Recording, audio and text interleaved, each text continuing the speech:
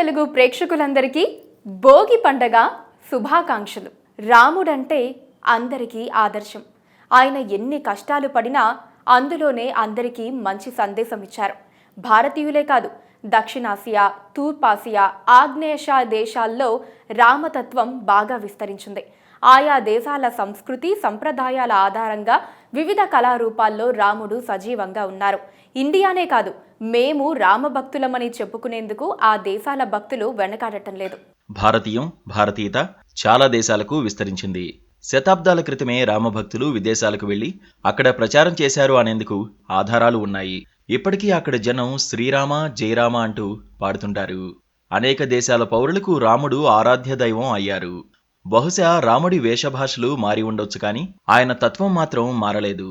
వాణిజ్య సంబంధాల కారణంగా భారత్కి పలు దేశాలతో మైత్రి పెరిగింది. ఆ సమయంలోనే సరుకులతో పాటు భారతీయ మతాచారాలు, సంస్కృతి, సంప్రదాయాలు ఆయా దేశాలకు ఎగుమతయ్యాయి. Thailand, Malaysia, Indonesia, Nepal, Sri Lanka దేశాల్లో రామాయణం కథ వినిపిస్తుంది. రాముడి కథను రకరకాల కళారూపాల్లో అక్కడ ప్రదర్శిస్తుంటారు. రాముడికి థాయిలాండ్కి విడదీయలేని బంధం ఏర్పడిపోయింది. అక్కడ రామాయణాన్ని రామాకేన్ అని పిలుస్తారు. థాయ్ సంస్కృతి సాహిత్యంలో దీనికంటూ ప్రత్యేక స్థానం ఉంది. థాయ్ని పరిపాలించిన చక్రి వంశస్థులు తమను తాము రాముడి వారసులుగానే చెప్పుకున్నారు. రాముడి పేరుని వాళ్ల పేరుకి జోడించుకున్నారు. అక్కడి ఆలయాల్లోని గోడలపైన రామాయణ ఘట్టాలు కనిపిస్తాయి.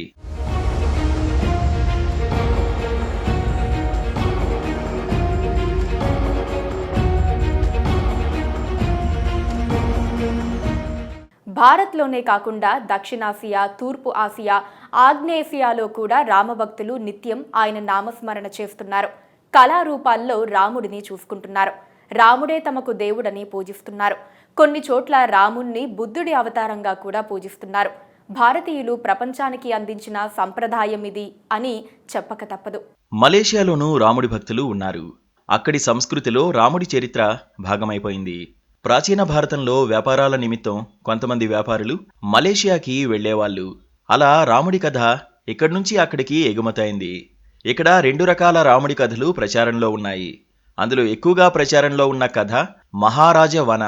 అక్కడ రావణుడిని వన అని పిలుస్తారు. దీంతోపాటు హికాయత్ రామ అనే కథ కూడా ప్రాచుర్యంలో ఉంది. మయన్మార్లోనూ రాముడి కథ వినిపిస్తుంది. అక్కడ రాముణ్ణి యమ అని, సీతమ్మ వారిని థిడా అని పిలుస్తారు.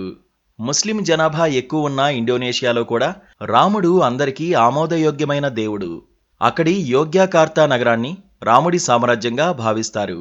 తోలుబొమ్మలాటల రూపంలో రాముడి కథను చెప్పడం ఇక్కడి సంస్కృతిలో ఓ భాగం.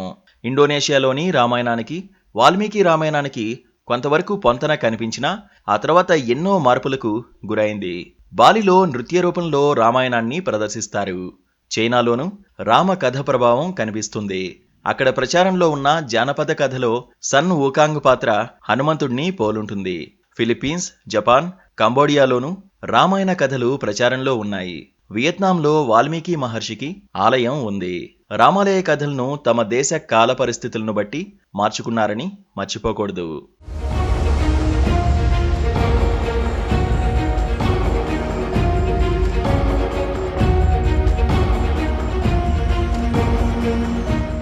రాముడు నిజంగా జగదాభిరాముడే.